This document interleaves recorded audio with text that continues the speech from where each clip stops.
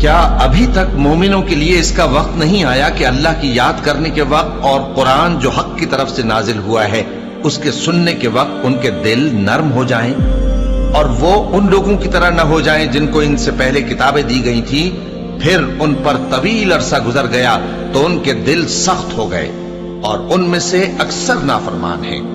جان رکھو کہ اللہ ہی زمین کو اس کے مرنے کے بعد زندہ کرتا ہے۔ ہم نے اپنی نشانیاں تم سے کھول کھول کر بیان کر دی ہیں تاکہ تم سمجھو۔ جو لوگ خیرات کرنے والے ہیں، مرد بھی اور عورتیں بھی، اور اللہ کو نیک نیتی سے قرض دیتے ہیں، ان کو کئی گنا ادا کیا جائے گا اور ان کے لیے عزت کا صلہ ہے۔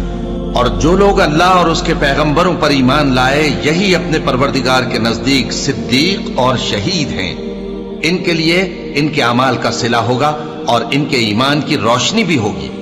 جن لوگوں نے کفر کیا اور ہماری آیتوں کو جھٹلایا، وہی اہل دوزخ ہیں۔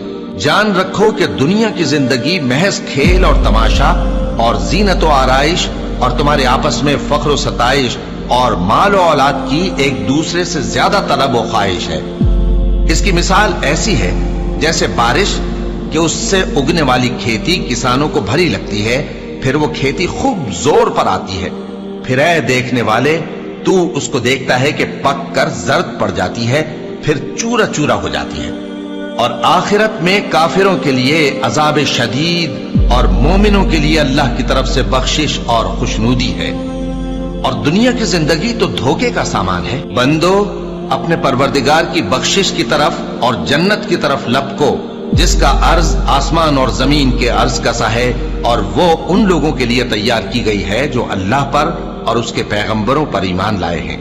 یہ اللہ کا فضل ہے، جسے چاہے عطا فرمائے، اور اللہ بڑے فضل کا مالک ہے۔ کوئی مصیبت زمین میں اور خود تم پر نہیں پڑتی مگر بیشتر اس کے کہ ہم اس کو پیدا کریں ایک کتاب میں لکھی ہوئی ہوتی ہے، اور یہ کام اللہ کو آسان ہے۔ تاکہ جو فائدہ تمہیں حاصل نہ ہو سکا اس کا غم نہ کھایا کرو، اور جو تم کو اس نے دیا ہو اس پر اترایا نہ کرو۔ اور اللہ کسی اترانے اور شیخی بگاڑنے والے کو دوست نہیں رکھتا جو خود بھی بخل کریں اور لوگوں کو بھی بخل